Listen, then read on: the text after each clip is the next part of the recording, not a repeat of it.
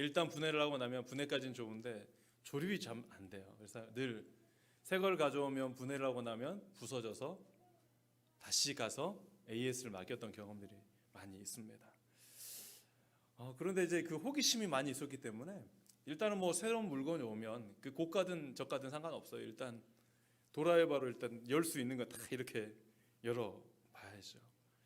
그래서 고장이 나면 어디로 가죠? 제품을 만든 회사로 가지고 가면 고쳐줍니다. 왜냐하면 만든 회사가 만든 사람이 가장 잘 고치기 때문이지요. 무언가를 만들고 고치는 일은 되게 흥미롭기도 하고 즐거운 일이었습니다. 그리고 제가 만든 어떤 작품들이 있죠. 가끔씩 진흙으로 이렇게 만들잖아요. 어릴 때 우리 조소도 하고 뭐 만들기도 하는데 만들고 나면 좀 괜찮은 것 같으면 이름을 붙이죠. 이렇게 다른 이름을 붙여서 제가 이름을 장명을 해줍니다. 그림을 그리고 나면 그림도 좀 괜찮은 그림이 있으면 그 그림에다가 이제 장명을 해서 그 그림 속에 그 그림에 어떤 의미가 있는지 어떠한 바람이 있는지 그 안에 이름을 집어넣지요. 하나님의 형상이라는 말은 여러분 먼저는 보여지는 외적인 모습, 또 하나는 기능적인 모습, 또 하나는 존재론적인 모습이 있어요. 따라해 봅시다. 외적인 모습, 기능적인 모습, 존재론적인 모습. 네, 이 세 가지를 가지고 같이 이야기 좀 하려고 그래요. 여러분 제가 종교개혁제를 갔는데요. 그때 프랑스를 갔습니다. 루브르 박물관을 갔는데 루브르 박물관에 가장 유명한 여인이 있죠. 모자로 시작하는 여인이 있는데요. 누구요? 예, 화장지 이름도 있어요. 모나리자. 모나리자가 루브르 박물관에 있습니다. 사람들이 가장 루브르 박물관 많이 찾는 이유 중에 하나는 첫 번째는 그 모나리자 한번 보려고 하는 거예요.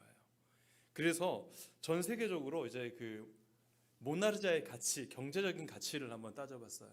프랑스에서 모나리자는 팔지 않는다 절대.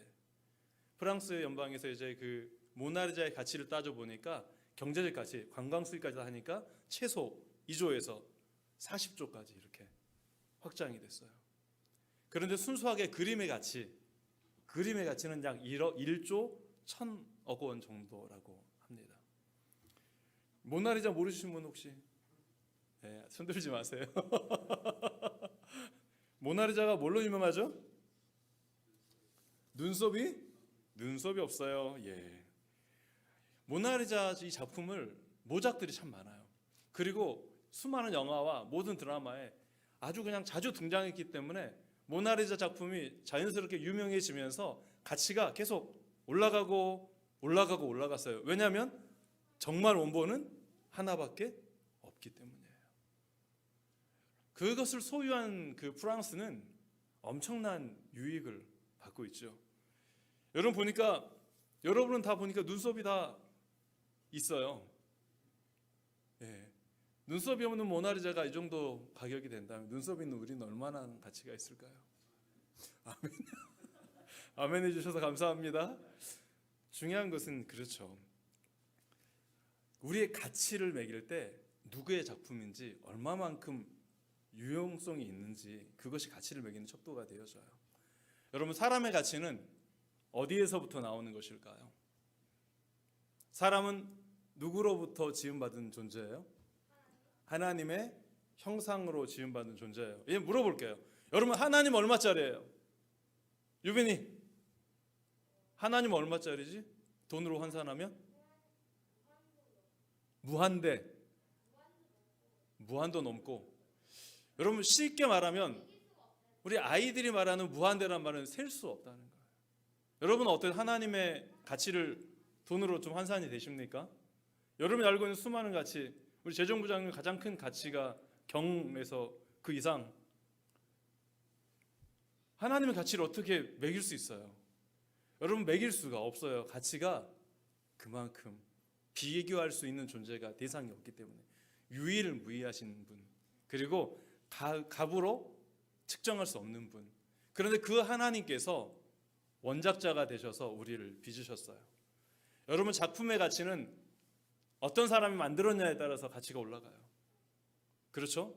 유명한 작가가 만들면 소 한 마리만 그려도 수백억 대가 돼요. 이해할 수 없는 그림인데도 불구하고 그분이 작가라면 가격이 천정부지로 치솟습니다.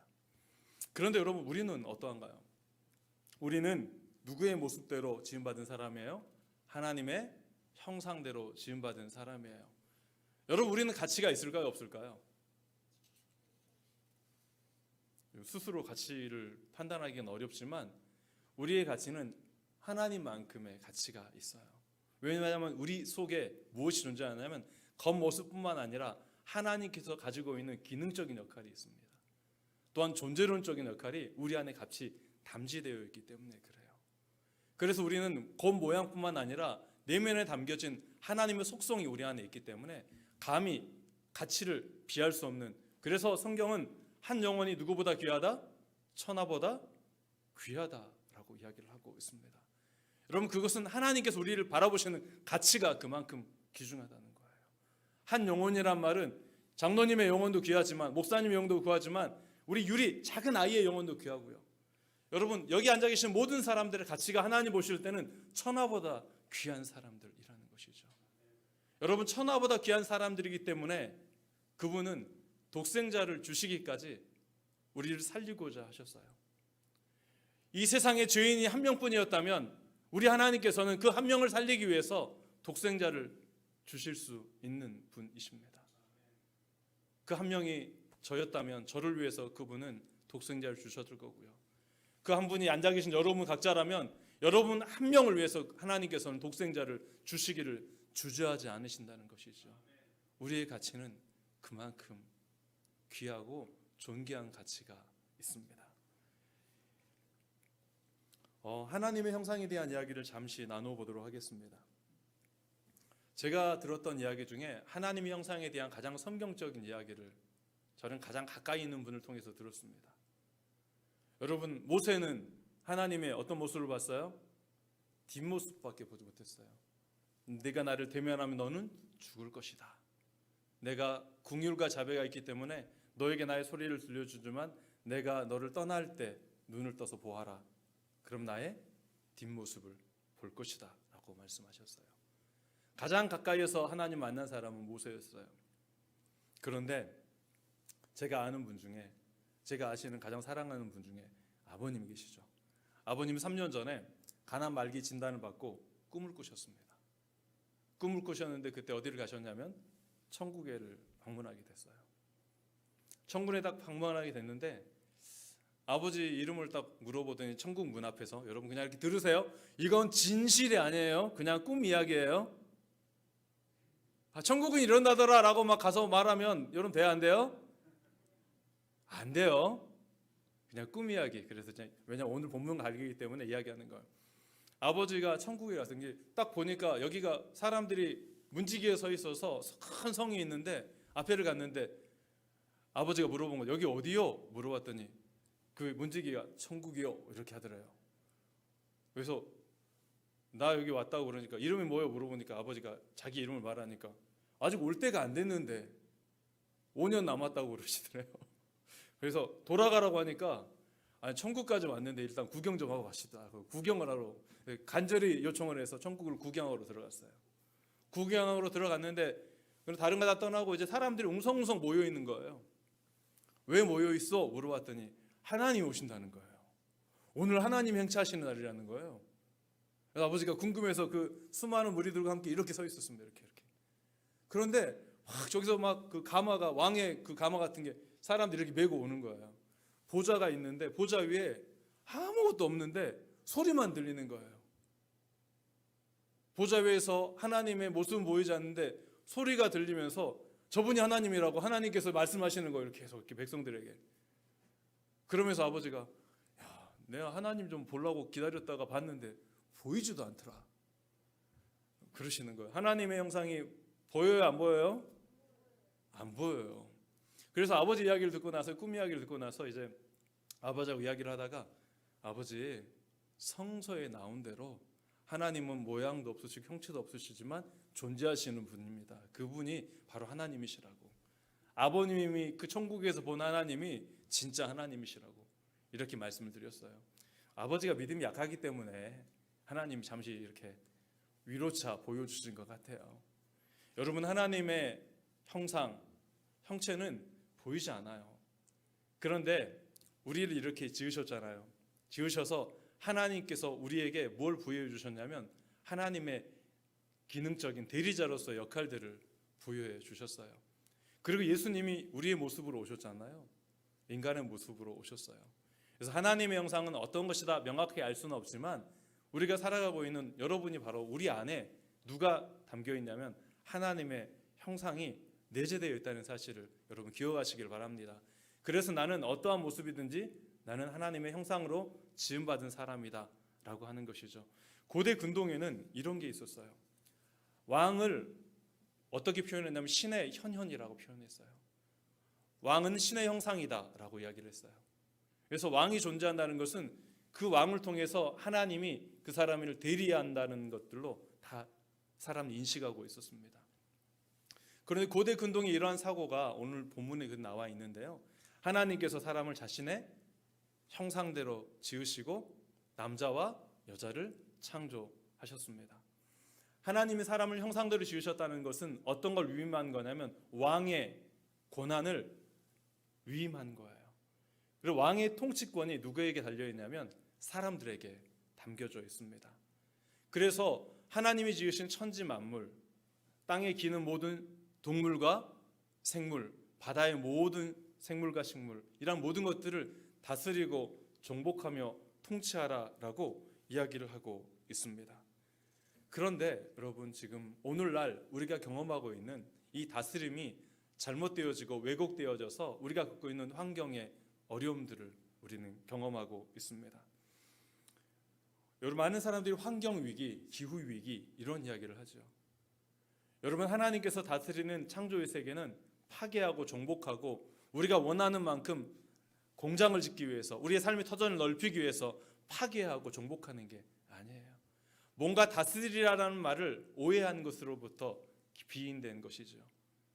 여러분, 다스린다는 건 뭘까요? 함께 공생할 때 다스림이 가능한 거예요. 나만 살고 모두가 파괴되어 버리고 죽어져 버린다면 여러분, 그건 다스림이 아니에요. 가장 큰 다스림, 하나님 원하시는 통치는 함께 공존하며 창조하신 모습 그대로 그들이 살아가도록 하는 거예요. 여러분, 수많은 동물들이 멸종되고 있습니다. 이것은 하나님의 창조의 섭리가 아니에요. 이것은 누구의?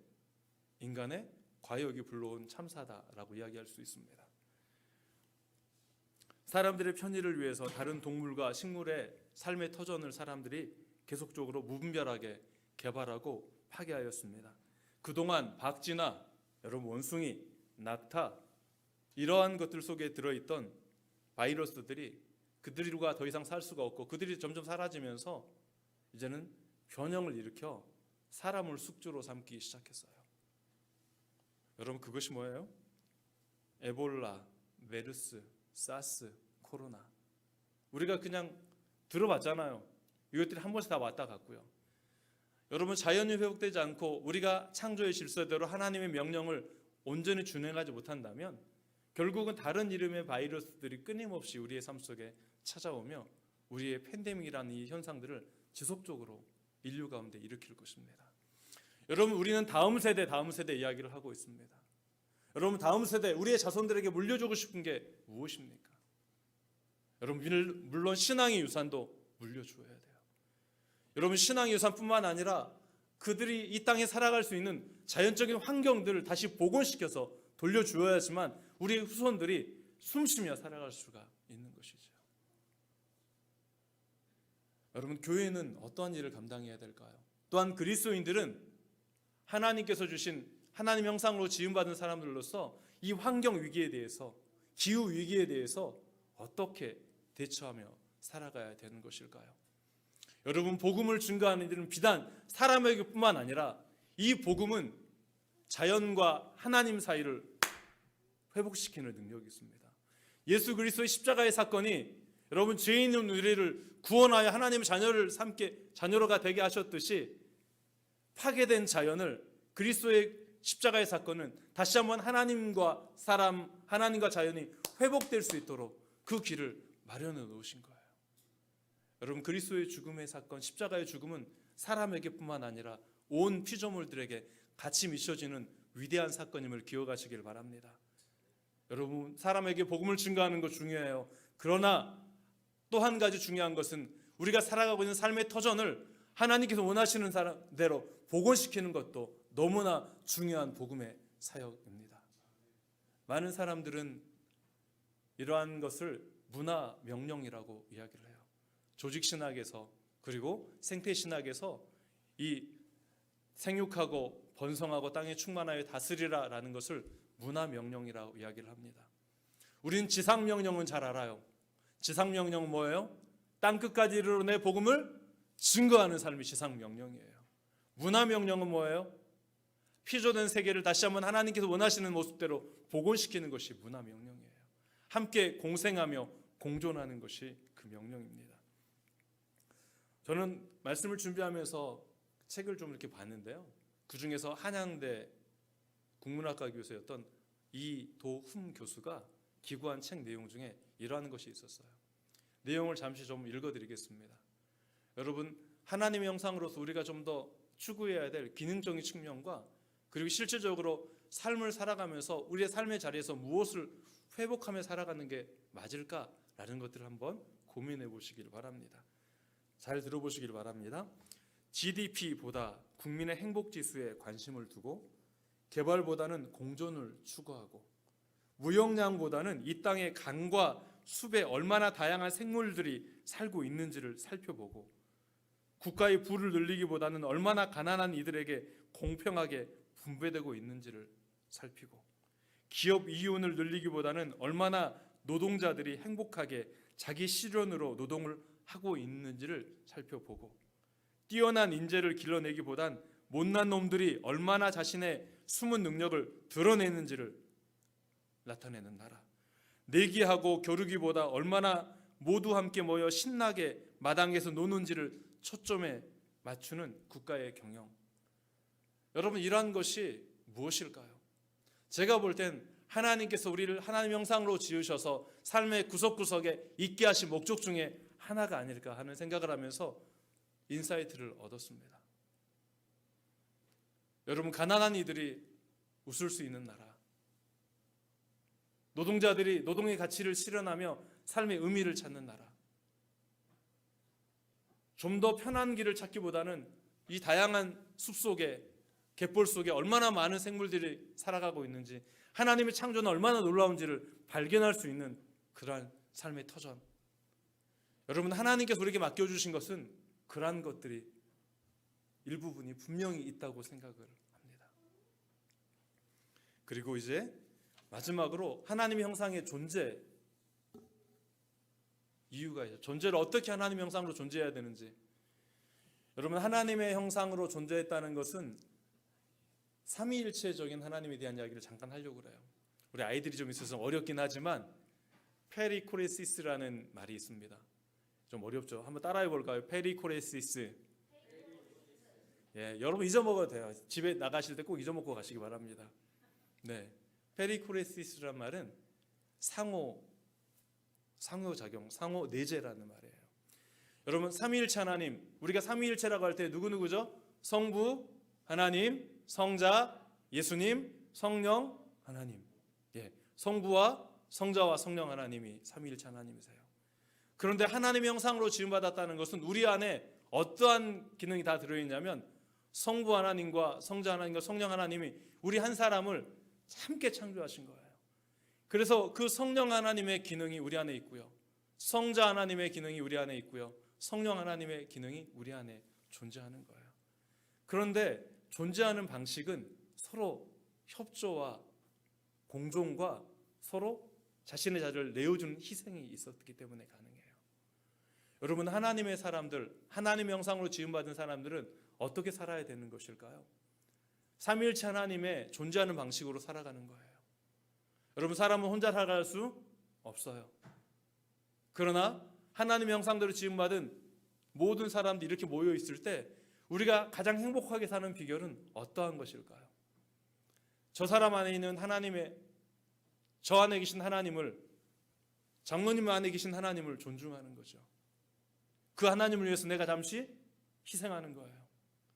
여러분, 서로 안에 계시는 하나님의 존재를 인정할 때 우리는 사람을 향해 함부로 모욕을 하거나 바보라고 하거나 함부로 손가락질을 하며 비난을 하거나 이렇게 할 수가 없는 거예요. 우리는 하나님의 형상으로 지음받은 사람들이며 동시에 우리 안에는 하나님이 존재하고 계심을 믿으시길 바랍니다. 여러분, 그래서 서로가 서로를 대하는 방식이 중요합니다.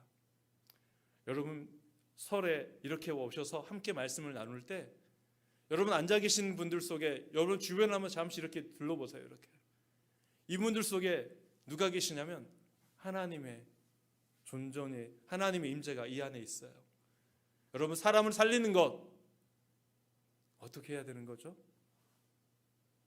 그 사람을 향해서 내가 그의 눈높이에 맞춰서 다가갈 때 그 사람이 입술을 열 수 있고 마음을 열 수 있어요. 여러분, 사람을 살리기 위해서는 내 있는 모습 그대로 가지고 가서는 살릴 수가 없어요. 하나님의 사람을 살리기 위해서 이 땅에 어떤 모습으로 오셨는지 우리는 알고 있어요. 인간의 모습으로 이 땅에 오셨고요. 그리고 우리는 신약의 황금률은 마태복음 7장 12절에 섬김을 받고자 하는 대로 너희도 다른 사람을 대접하라 라고 이야기를 하고 있습니다. 여러분, 다른 사람 대접할 때는 그 사람의 입장에서 섬겨주지 않으면 대접이 아니에요. 여러분, 잘 생각하셔야 돼요. 하나님이 우리의 모습을, 하나님은 굳이 인간이 되실 필요가 없었지만 누구를 구원하시기 위해서, 사람을 구원하시기 위해, 죄인인 우리를 구원하시기 위해 우리와 똑같은 모습으로 이 땅에 하늘의 보좌를 버리고 내려오셨어요. 낮아지심이죠. 희생이죠. 자기를 비움이에요. 여러분, 사람이 사람에게 다가가는 방법은 단 한 가지밖에 없어요. 사람의 마음을 열 수 있고 그들의 마음을 감동시킬 수 있는 것은 바로 성육신하셨던 그 모습 그대로, 어떤 모습 그대로 저 안에 계신 하나님의 형상을 존중하며 그에게 눈높이를 맞추어 다가가는 것이에요. 그렇게 다가가 손을 뻗을 때 비로소 그것이 그 사람에게 힘이 되어지고 용기가 되어지는 것이에요. 있는 모습 그대로 내가 가진 좋은 것, 선물을 이렇게 준다고 그가 좋아하지 않아요. 그의 상황과 환경과 판단을 헤아린 이후에 그에게 다가가는 삶, 이것이 중요한 원리 중에 하나입니다. 오늘 하나님 형상으로 지음받은 우리에게는 여러 가지 측면이 있다고 말씀드렸어요. 하나는 기능적인 측면으로 왕으로서, 이 땅의 통치자로서 자연 만물을 다스려야 되는데 어떻게 다스려야 된다? 파괴하고 정복하는 것이 아니라 그들의 있는 가치를 살리는 자로서. 여러분, 동물은 동물의 가치, 식물은 식물의 가치를 살아날 때 그들이 피조물로서의 역할을 다 하는 거예요. 우리에게 주신 사명은 그거예요. 그리스도를 따라가는 삶, 하나님의 형상으로 지음받은 삶을 바르게 살아가는 것, 왕의 대리인으로서 하나님이 주신 자연 만물을 회복시키며 그들과 공존하며 살아가는 삶을 살아갈 때 우리는 사명을 다하는 것이다 이야기할 수 있어요. 그것이 자연에 대한 우리의 사명이에요. 사람에 대한 우리의 사명은 우리가 간직한 그리스도의 복음을 증거하는 삶이 우리의 사명입니다. 사람에 대해서는 복음을 증거하는 삶으로, 자연에 대해서는 자연을 살리는 삶으로의 삶을 살아야 합니다. 또한 더불어 우리의 존재론적 이유, 우리 안에 하나님의 형상이 모든 사람 안에 존재하기 때문에 여러분, 사람은 모두 다 귀중한 존재입니다. 하나님 보실 때 귀중한 존재이기에 여러분, 가끔씩 어떤 분들이 그런 분들이 있어요. 종교가 다르다고 무시하는 분들이 있어요. 여러분, 모든 종교가 달라도 모든 사람들은 다 누구의 피조물이에요? 하나님의 피조물이에요. 그래서 사람 그 자체만으로 존중받아야 될 대상입니다. 여러분, 복음을 증거하기 가장 바른 방법, 복음을 증거하기 위해서 우리가 생각을 바꿔야 될 가장 중요한 것은 하나님은 그 사람 자체를 소중히 여기신다는 거예요. 여러분, 복음을 증거하기 위해서 내가 뭔가를 목적을, 사람을 구원하기 위해서 사람을 수단으로 삼거나 어떤 일을 행하기 위해서 목적으로 삼으면 안 돼요. 사람 자체가 가장 중요한 목적이에요. 하나님은 사람 자체를 소중히 여기십니다. 여러분, 친구를 전도하고 싶습니까? 여러분, 다른 사람의 이웃들에게 복음을 전하고 싶습니까? 여러분, 일가 친척들 아직도 믿지 않는 사람 많잖아요. 양가 집안에도 그렇고요. 여러분 정말 그들에게 복음을 전하고 싶다면 여러분 예수의 이름을 믿으라 라고 말하기 이전에 그들을 있는 모습 그대로 사랑하십시오. 명절에 할 수 있는 가장 중요한 선물은 많은 사랑을 주고 오는 거예요. 여러분을 보고 싶은 명절이 되면 우리 준영이 형제가 보고 싶어. 가족들이 다. 왜 보고 싶어요? 잘해주니까. 용돈도 잘 주고 막 하니까 명절이 되면 보고 싶은 사람. 여러분 가족들이 저를 김남기 목사 왔으면 좋겠어. 아빠 우리 형이 목사지만 우리 큰아빠가 목사지만 우리 조카들이 저를 보고 싶어 하면 좋겠어요. 왜 보고 싶어 할까요? 명절에 잘해주니까. 돈도 주고 용돈도 주고 잘해주니까. 여러분 사람을 변화시키는 방법은 말에 있지 않아요. 사랑함에 있습니다. 여러분 하나님의 형상대로 지음받은 우리의 일가 친척들, 주변에 믿지 않는 모든 사람들, 그리고 교회 안에 형제 자매들을 있는 모습 그대로 사랑하십시다. 여러분 사랑받을 만해서 사랑한 게 아니에요. 우리도 그렇잖아요. 하나님께서 우리를 사랑할 만하셔서 사랑하셨다면 이 자리에 누가 남아있겠어요? 우리가 죄를 지을 때마다 다 심판하셨다면 이 자리에 살아남을 수 있는 사람 누가 있겠어요?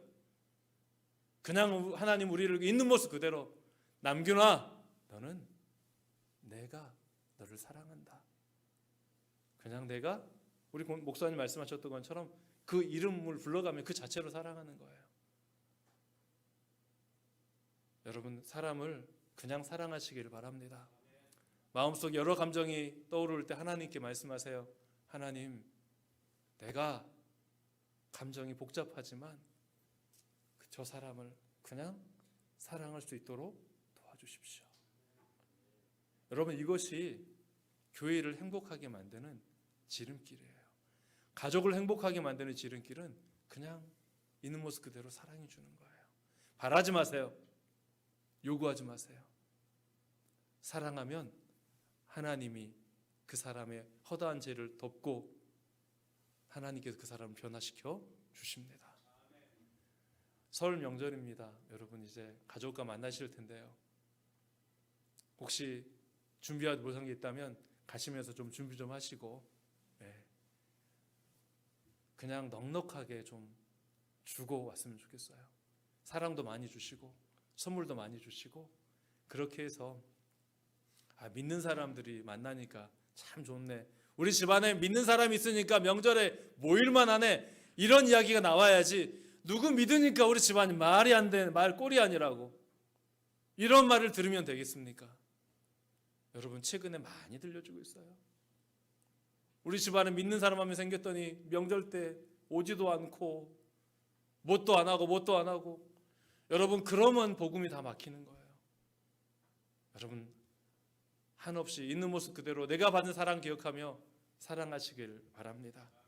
그래서 하나님께서 우리를 통해서 자연도 살리시고 사람도 살리시고 우리 교회도 살리고 가정도 살리고 우리의 일가 친척들을 다 살리는 그러한 역할을 감당하는 그러한 사명을 잘 감당하는 우리 모두가 되었으면 좋겠습니다. 같이 한번 우리 합심으로 한번 기도할 때